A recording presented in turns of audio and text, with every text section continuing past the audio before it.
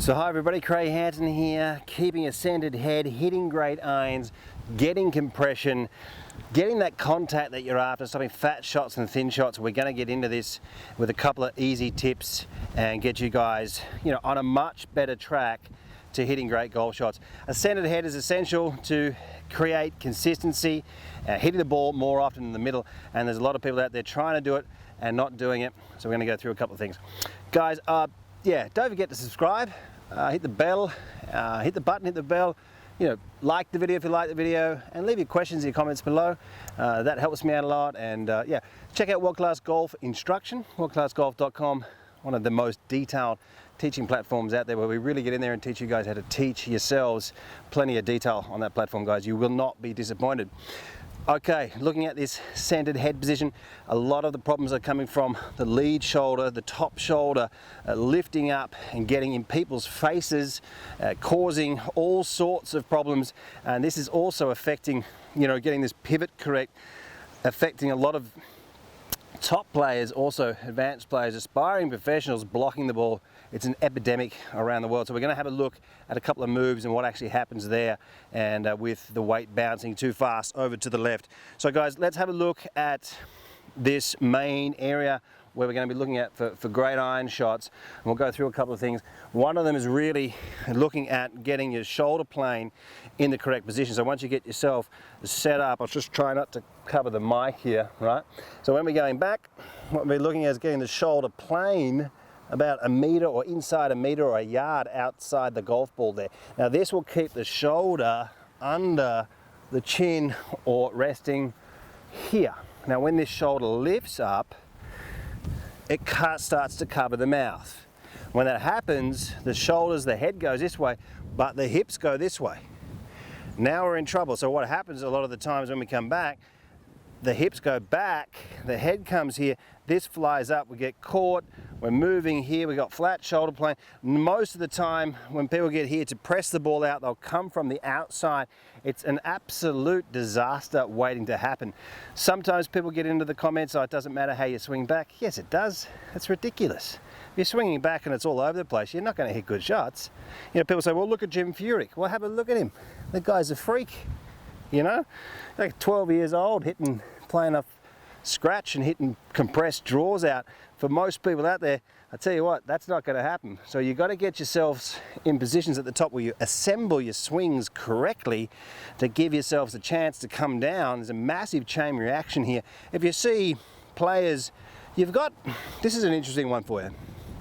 When you look at biomechanic stats, when we look at the shoulders being open, the hips being open, we're looking at 35 to 50 degrees open with the hips on average and tour at impact. Okay, shoulders 26 to 34 degrees.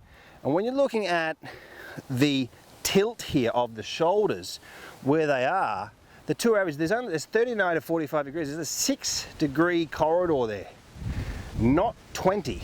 Okay, so when I'm looking at golfers with either the high-speed camera or filming them, they're so far away from some of these areas, they just can't get themselves back home. So we're going to keep this head very, very centered, keep the shoulder down. Now what that will do sometimes for people is it will tend to lift the arms. Now if you get deep shoulders and low arms, you're in a slot. It's called deep to shallow. It's a swing style that I've created after 30,000 lessons around the world, where we look at some of the wrist alignment, shoulder plane, lead arm, get you in a position where it makes it extremely difficult to hit bad shots. But when we're looking at hitting these iron shots more effectively, look at getting yourself set up narrow. We're going to pop a little more weight, favor this lead side. We know that's a fact from all the force plates and all the mats that the professionals stand on, all the professionals that I've taught, the great ball strikers, they'll favor this lead leg. They get the shaft and the lead arm in one line. And when we're keeping that shoulder down and away from the mouth, we're getting in a position where it looks quite good. It looks like I've got a chance to hit this. And we look at this one, we start to we get a little funky, the shoulders up covering the mouth. If you imagine this, right? Just hear this out.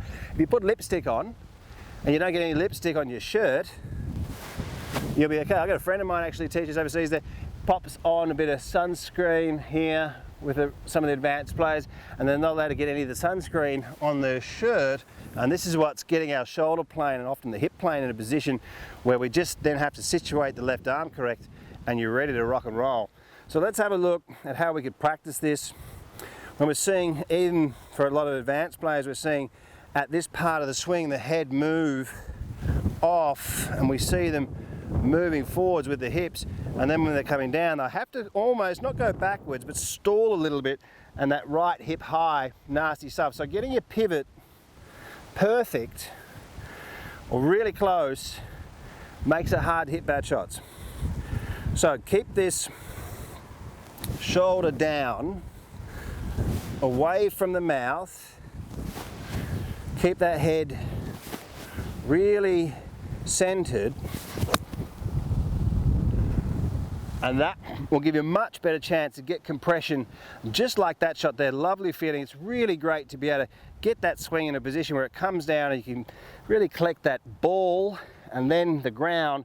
And we know that the low point of the swing before the club ascends is 10 centimeters, 4 inches in front of the golf ball. So guys, get into that centered head, keep that shoulder down, get on worldclassgolf.com and check out those videos. It's really going to help you out.